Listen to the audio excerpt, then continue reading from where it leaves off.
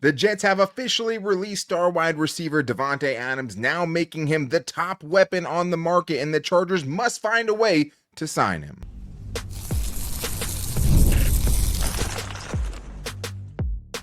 You are Locked On Chargers, your daily podcast on the Los Angeles Chargers. Part of the Locked On Podcast Network, your team every day. What is up, and welcome into the Locked On Chargers podcast. I'm your host, Daniel Wade, joined as always by my co-host, David Droegemeier, and we've been covering the Chargers now for 9 seasons together, but this is our 7th year as the host of the Locked On Chargers podcast, bringing you your team every day. Thank you to the everydayers out there for making us your first listen, and to make sure that you never miss the show, go subscribe or follow for free on the Locked On Chargers YouTube channel, and listen wherever you get your podcast from. David, what do we got today? Weapons, and more weapons. Today's show is all about getting Justin Herbert some help, and a big potential option just became available, and that, of course, is Davante Adams. Joe Ortiz, go sign him right now. You do not have to wait for free agency to start. Get that deal done. And if not, there is still several other compelling options that the Chargers can look at, like Darius Slayton, Stefon Diggs, and maybe a couple of former Chargers like Mike Williams or Keenan Allen.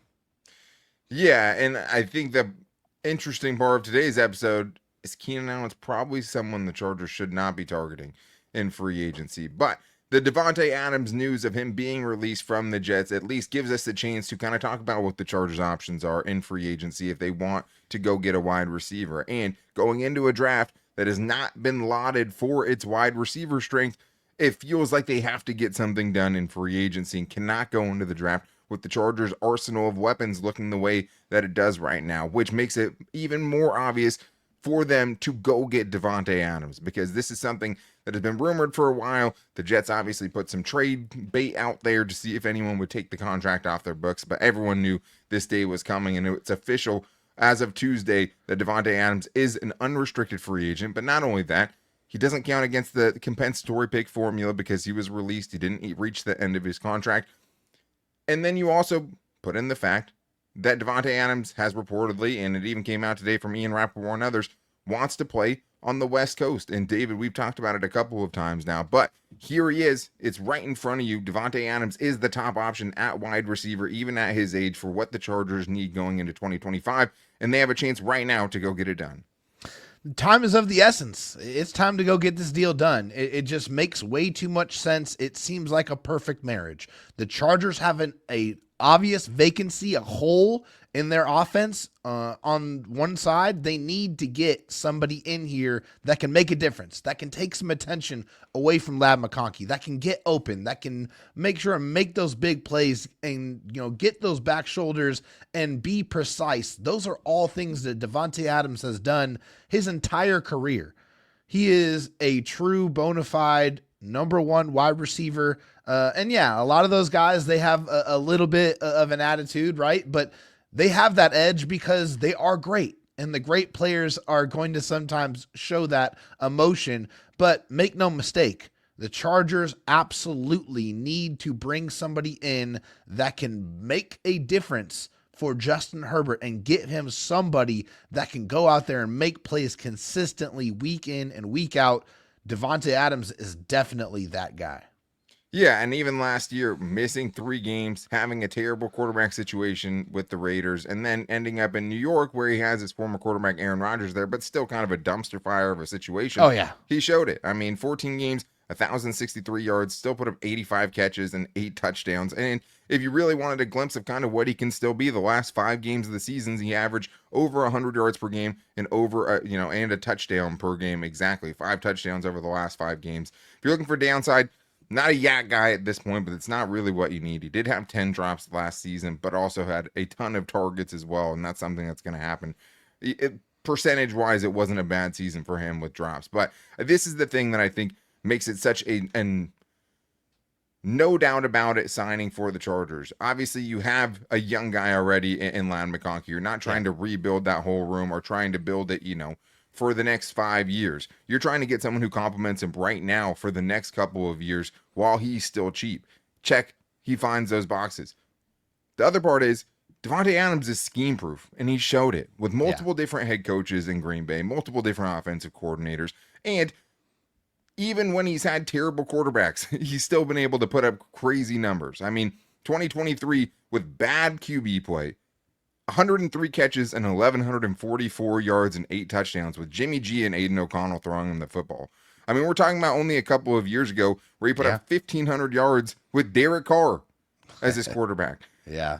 He is about as scheme proof as it gets. He's done it with not only multiple different teams, but now multiple different quarterbacks. And even when he's had terrible quarterbacks, he's still found a way to produce. You put this guy in your offense gets better. And I think that has to be one of the most appealing things about Davante Adams. Is you're not worried about, okay, well, he has to play in the slot. He has to play outside. He has to be in this kind of offense. It doesn't matter. You bring him to your team, he's going to produce like a number one wide receiver.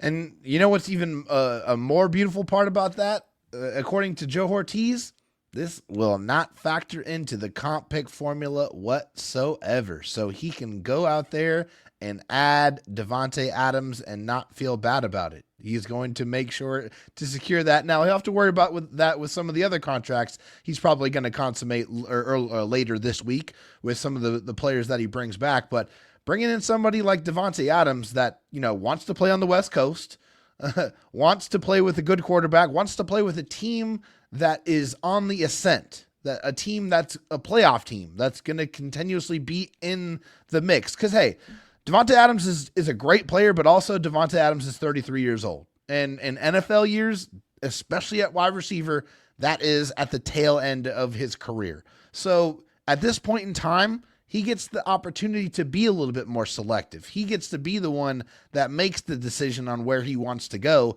And by all accounts, it seems like the Chargers are the perfect fit, and it definitely would be the perfect marriage, in my opinion, for both. Yeah, I mean, making him a little older, 32 right now, but still, he's no spring 33 chicken by any when the means. season starts, right? No, he's 32.1 years old. Exactly, I just right turned now, 32. So Okay, excuse me, 32. Even then, anytime after 30, the clock is ticking. Well, I think the thing is it depends on what you've done, and that's what we're talking about. He's been able to put up the numbers even as recently as last season, even in a tumultuous, situation. He's still been able to produce. Yeah. I think the big part of this now that makes it at least a little bit more likely that he's going to come is the fact that it doesn't really make sense for me that he'll end up playing with Aaron Rodgers if the things that are important to him are really important to him. Now, we talked about before how Matthew Stafford getting traded away from, the Rams might have been a good thing for the Chargers. I think it's a pretty good thing that he's staying home, because if the Rams had gone and got Aaron Rodgers, now he gets to play with his old quarterback, and he gets to play on the West Coast, and he gets to play on a team who at least last season, was a very competitive NFC team and maybe gave the Eagles the toughest game they had in the playoffs. Yeah. All those things would have lined up perfectly for him in that situation. Now the Rams don't make as much sense. Maybe they go after him. I don't necessarily see it. The 49ers, who are kind of where his hometown is, in the Bay Area, don't really make a lot of sense cap-wise. The Chargers make a lot of sense if those are the things that are important to him. I mean, if Aaron Rodgers goes to the Giants, I don't know. If I'm Davante Adams, I'm thinking very hard about that with kind of where the Giants have been in the cellar of the NFC East, now having to play the Super Bowl champions and Jayden Daniels inside that division. Yeah, no thanks. If he goes to the Raiders, is Davante Adams going back to the Raiders after the way things ended there? It's a new regime, right? Pete Carroll's there now, and there's a lot of different stuff, and maybe that's enough, but it feels like the Raiders might be getting Sam Darnold. If I'm Davante Adams and I'm saying I want to play on the West Coast, Las Vegas isn't West Coast enough for me to go play with Sam Darnold as the quarterback when I don't have Kevin O'Connell, right, or one of those guys scheming up the offense to find me those touches and finding ways to obviously elevate a bad quarterback, or, someone who hasn't been a great quarterback at the very least. But I think that's why it feels like the Chargers will have a chance if they want it. And that's kind of what it comes down to. We know he fits. He makes a ton of sense. Yes, he did have some drama with the Chargers social media department over Pop-Tart tweets, but all of that stuff, when you're talking about money and playing in the twilight of your career and what you're trying to accomplish with your legacy over the last couple of years of your career, the Chargers make a lot of sense. And it feels like if they want him, they'll have a chance for him. What's going to cost? That we'll have to wait and see. But the Chargers have enough money to go sign him, whatever that number is. Chris Godwin, the guy we talked about yesterday, another guy who would fit in the category of, hey, if feels like you got a huge upgrade at your weapons department with someone as accomplished as Chris Godwin. But the next guys we're going to talk about, including a guy they've been linked to in Darius Slayton, would be good fits potentially with the Chargers and aren't bad signings, but maybe shouldn't be the only signing. So we're getting into that class of wide receiver free agents and more in today's Locked On Chargers podcast. First, though, I have to tell you guys about a sponsor I'm super excited about because it's one I use all the time, and you've probably heard of him, Chewy. They really do have everything you need to keep your pet happy and healthy. Whether you're shopping for food, treats, or even pet health care, Chewy makes it fast and easy and affordable. With over 100,000 products from all of your favorite brands, Chewy has all of your pet needs, from food to treats to toys, beds, grooming, and it's not just dogs and cats. They've got supplies for birds, fish, reptiles, and small pets too. I know personally I use Chewy to get my dog's food every single time. I mean, the auto ship is a game changer. You can set up automatic deliveries for food, treats, or any essentials so you never run out, and you can easily change or cancel it at any time. The other big thing for me, my dog has one very specific ball that she likes. That's the one. It's the top of the ball hierarchy. The only place I can ever find it is Chewy. But Chewy has everything that you need to keep your pet happy and healthy. Right now, you can save $20 on your first order and get free shipping by going to chewy.com or clicking the link in the description. Save $20 off your first order with free shipping by clicking the link in the description. Minimum purchase required. New customers only. Terms and conditions apply. See site for complete details. David, let's continue getting into this free agent wide receiver class because we haven't talked about it super in depth, even though we've talked about some of the guys that we liked. And now there's a new name on the horizon because he has been linked to the Chargers, and it was always a guy that made sense if the Chargers wanted to go more mid-tier to their, to find their solution at wide receiver. And the way I classified this segment would basically be like, hey, these are guys I like, but these are not guys who are going to fix your problem of not having enough weapons for Justin Herbert, but they're a step in the right direction. And I think Darius Slayton fits that category, and he's definitely the least prestigious name of the guys we're going to talk about here. But according to Pat Leonard, who's a New York Giants beat reporter, he said that Darius Slayton said you need chunk plays to score in this league, and Darius Slayton anticipates a lot of interest in free agency, and he said, I'm told teams like the Chargers, Panthers, and Steelers are among the likely suitors. David, this is not the name that's going to get people super excited for the Chargers offense or to feel like the Chargers are doing right even necessarily by Justin Herbert as far as giving him the weapons he needs and not having another game like the Texans game where they just felt completely outmatched by the Texans defense.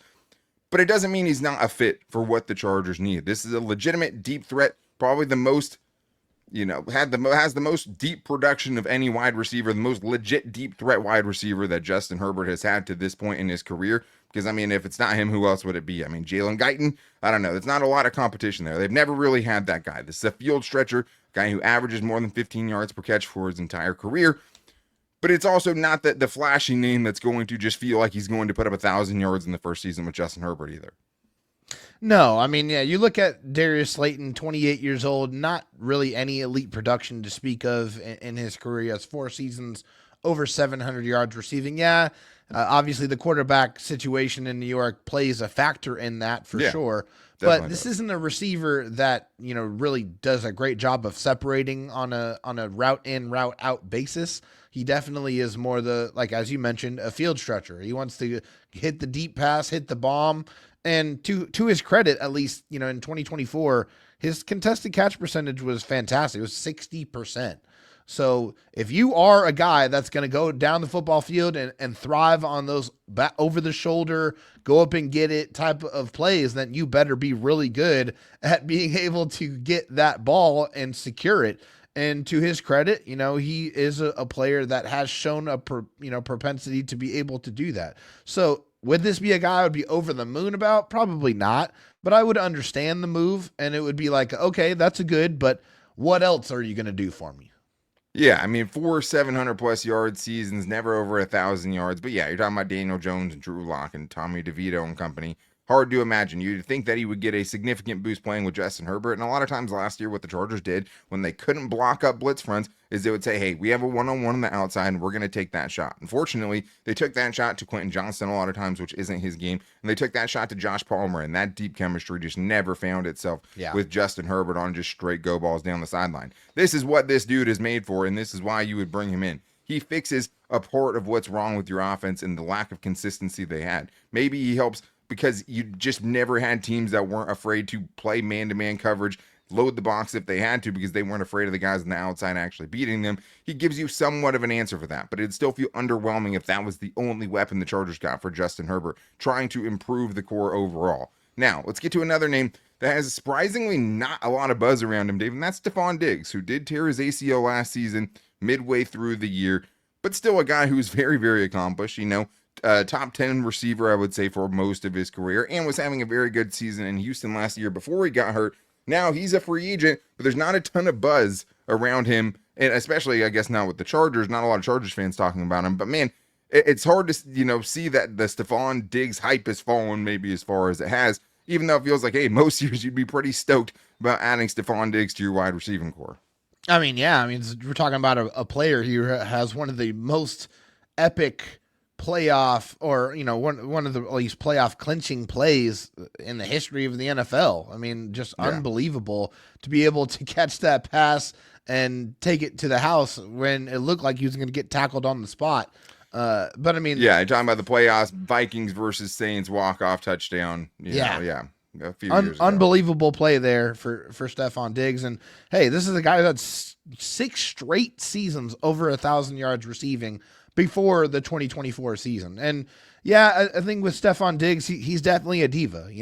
He's a receiver that wants his touches. He wants to make sure that he is factored in the game plan, but his production signifies that he should be getting the football because he has been that dude for the entirety of his career. Yeah, 2024, and he was on pace for another great season, but, obviously he got cut short with the ACL tear. And obviously with that being said, that's the biggest red flag here when you're talking about a wide receiver who's over 30, who tore his ACL. All the medicals have to make sure to check out before you check in on potentially adding a Stefon Diggs.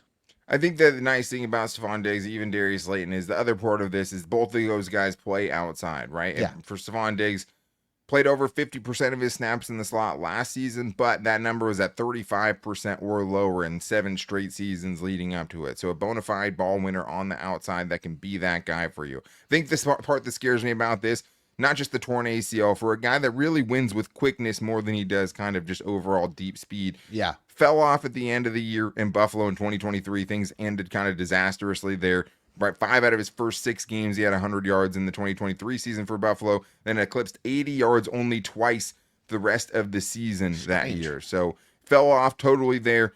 Looked like he kind of recouped some of that value back last year. Now it's hard to say. His projected contract, 1 year, $16 million. For Darius Slayton, it's 3 years, $12.5 million per. The Darius Slayton makes him a 31st highest ranked or highest paid receiver, or would have made him that last year. So, I mean, you're not talking about, you're paying him outside of the top 30 in receivers. So that's, what you expect there. Stefon Diggs, a little bit higher than that, but 1 year, $16 million tells you, hey, he's a guy that's probably going to try to sign a 1-year contract, try to recoup some of the value that he just lost by tearing that ACL. The ESPN advanced metrics loved him. 2nd ranked overall amongst all receivers that had at least 30 targets by their metrics, 7th in open score. It seems like he's a little slept on, and maybe this next guy is too, because Amari Cooper, I think, also fits in this category of where last year he would have been a great addition at the deadline, right? So would Darius Slayton at that point, and the options were limited. Now these guys are free agents, but now Amari Cooper feels like he has no buzz. 2 years, $15 million, the projected contract.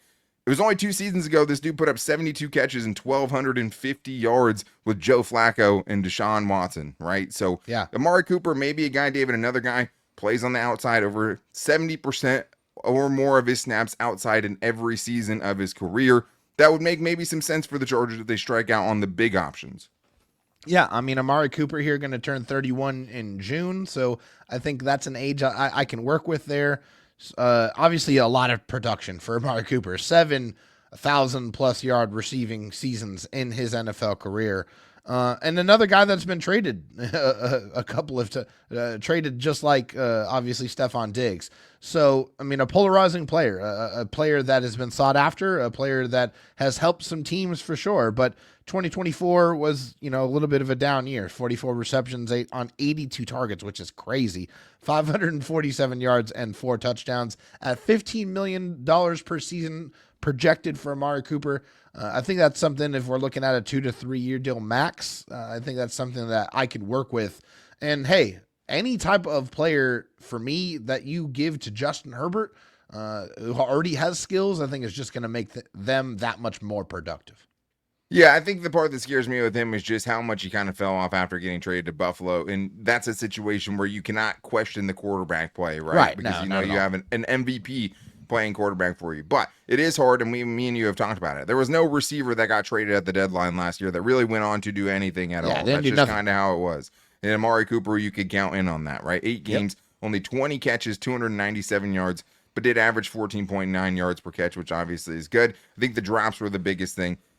15.4% drop rate in 2024. That has to come down, but did have a 7.1% or lower four straight seasons before that. So something you feel like he could bounce back from. But I think all these guys, hey, I like the idea. There's reasons why they fit, but it would still feel like you're not kind of getting that silver bullet of, okay, hey, I know I'm getting a legitimate outside weapon that's going to help this offense in 2025 and bring them to another level, whereas I feel like Davante Adams would. But now we're going to talk about the guys the Chargers should stay away from. And it hurts my heart to say that one of the guys we're talking about in the next segment is Keenan Allen. We're getting all that and more in today's Locked On Chargers podcast.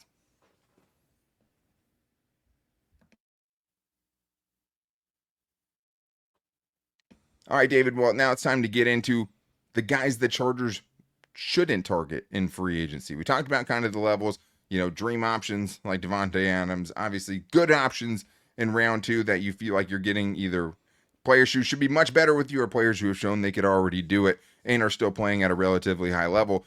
Now we're talking about the guys the Chargers should avoid. And there's some names in here that I've seen Chargers fans link to the Chargers that I'm not that interested in, but you have to start with one that really hurts when I have to say it.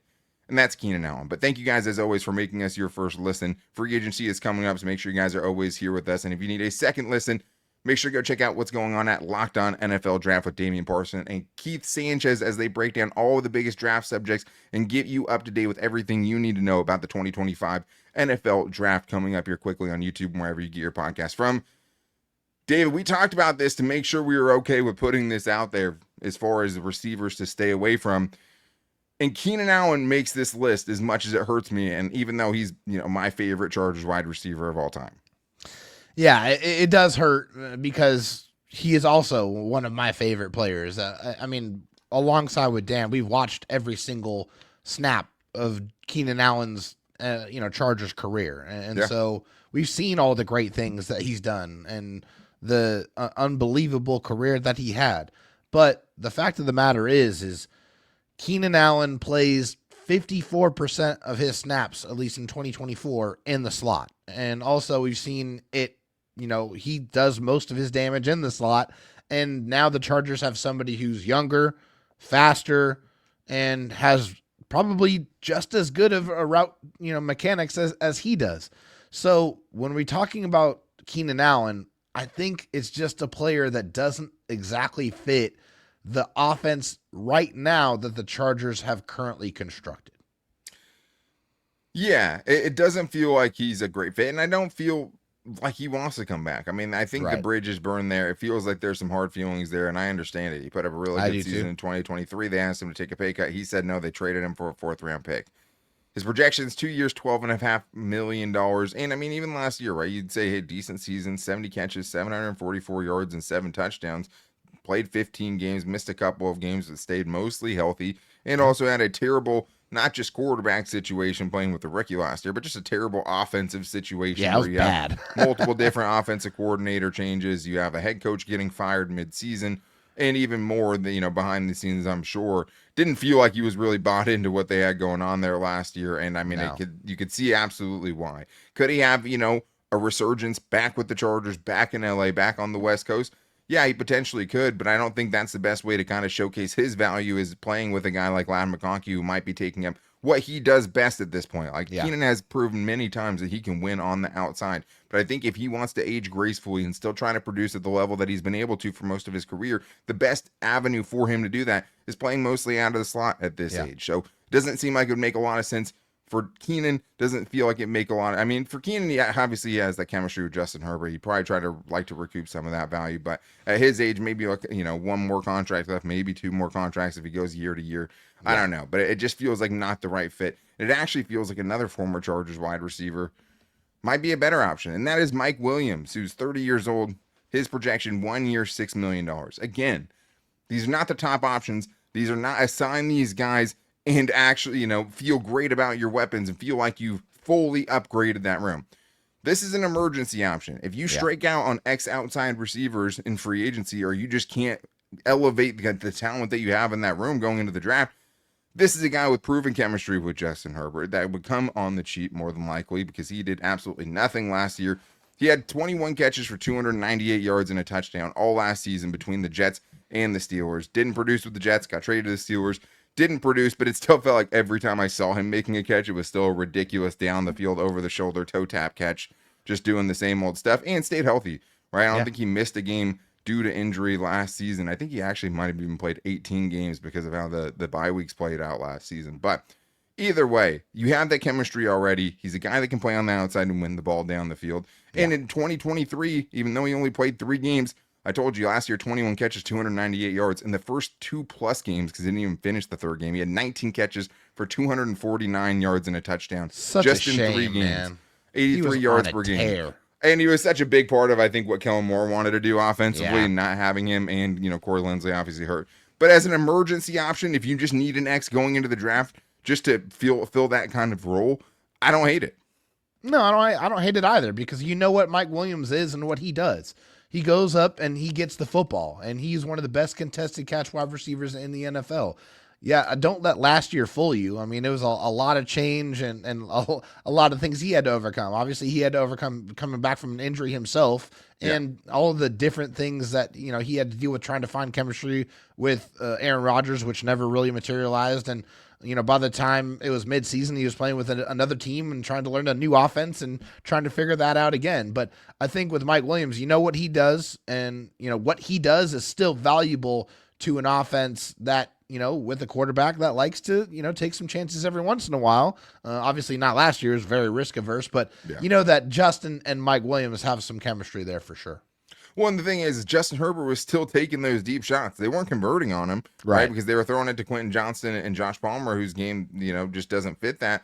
But they were taking those shots. They took them to Jalen Reagor. They took them to Simi Fehoko. They just never had a guy that can actually convert on it, right? And Mike Williams has shown you that he can convert on it at a high level, and still can, I think. That's true. I think the last guys I would put, as far as veterans that have been floated out there, both guys in the top 100 of Pro Football Focus's top 100 free agents. All these guys are actually that we've talked about today, but DeAndre Hopkins and Deontay Johnson, both of those guys for different reasons. I'm just kind of out on. I think the Chargers could do better. DeAndre Hopkins, 2 years, $10 million per season is what the projection is. It's not a ton of money, right? Like, it really isn't. You're probably putting him at 35, 36 amongst wide receivers in the NFL. I think the hard thing is he only has one 1,000-yard season since 2020. Unlike Davante Adams, who is also 32 years old, Hopkins isn't playing at the elite level that we saw Davante last season. Long arms, huge catch radius, does some things well, but not the explosive player that he once was. And Deontay Johnson's another perfect example. Even at 1 year, $3 million, not interested. We know the Chargers put a waiver claim in on him mid-season, but I think, like I talked about earlier, it's more of a situation of that was the best we could have done then, right? But now that we have options, he's very far down on the list of guys I'm trying to bring in.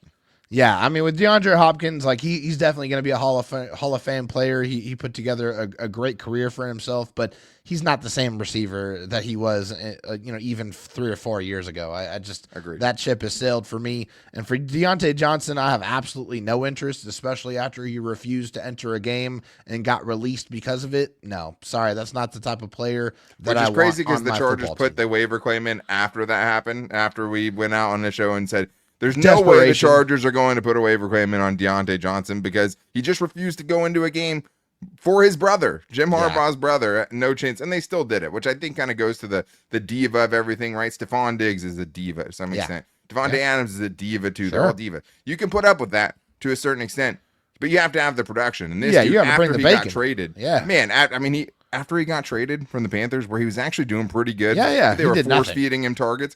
He had 1 catch for the rest of the season, not including the playoffs. 1 catch on like 5 targets. Like, he totally fell off. And I think there's obviously also kind of a long list of Steelers wide receivers that have left the Steelers and then totally fall off the face of the earth, whether, it's Chase Claypool or Antonio Brown or whoever. Antonio Brown's the biggest one, yeah. I mean, yeah, and he still, played better than like Chase Claypool and some of these other guys. Martavis Bryant comes to mind too. Like, I think the last guy who did really good after leaving the Steelers was probably Emmanuel Sanders, who had kind of a career. Yeah, I think that's a good call. Probably the only one. Yeah, I mean, that's the only one I can think of off the top of my head. But like both of these guys, it just feels like, I don't know. I would just, they would be so far down on my list. Yeah, it doesn't do anything for me. It doesn't get me excited. I mean, especially because like Deontay Johnson, the quarterback situation, I mean, he played with Lamar. I mean, didn't get on the field, didn't get the targets, refused to go in the game, whatever. DeAndre Hopkins is playing with Patrick Mahomes for half the season last year and had an entire kind of playoff run to show that, hey, at least I can summon it here. Did have a touchdown in the Super Bowl, obviously, but never showed like, hey, I can flip that switch back on again and take over a game. He just never was able to do that. And the Chiefs were desperately kind of searching for someone that could do that. Yeah, like please do it. Like, please give me something. But they weren't able to do it at this point in time. And that's why these are just guys that I feel like now that there are plenty of other options available, these are the guys that I want the Chargers to stay far away from. Yeah, that's why they just make the list of, players the Chargers should avoid. They need a wide receiver. There's better options than the guys we just talked about in this segment. And hopefully they can actually make the all-in move kind of, I don't know if it's all-in move, but a move to show that they're truly serious about upgrading Justin Herbert's weapons. When you tell me at the end of the season, hey, we did Justin Herbert a disservice, you go get me a Davante Adams. It feels to me like you're actually making good on, we're going to fix this. We're going to help him out more. So we're not putting him on the national spotlight in a game for him to just go out there, get battered and get embarrassed and get talked about as if he's one of the worst quarterbacks in the league because of what we put around him. You get Davante Adams, that's a serious step in the right direction of trying to give him a supporting cast that he can actually make a deep playoff run with. But that's going to wrap things up for today's show. The good news is free agency starts at the beginning of next week, and I'm sure we're going to have potential signings from the Chargers over these next couple days. So to make sure you don't miss any of our reactions to that, go subscribe or follow for free on the Locked On Chargers YouTube channel and listen wherever you get your podcast from, as well as finding the show every day on all of our social media. You can hit us up at Locked On LAC. You can find us on Instagram at Locked On Chargers and our Locked On Chargers Facebook page, as well as on my Twitter at Dan Talk Sports and David's at Dro Talk SD. See what we do for Friday. We still want to talk about our top free agent options overall, so we'll be able to get into that at some point too. Maybe Fan Mail Friday will open up to see some free agents you guys maybe want us to talk about. We still can figure it out, but it's heating up and it's right around the corner, and the Chargers could go sign Davante Adams right now. So the race is on. Let's see what happens, but we know what the priority is. Help Justin Herbert, protect him, give him weapons, and that can start as soon as today. So go get it done. Make sure you guys are back here tomorrow for the next show, but until then, take it easy and go Bolts.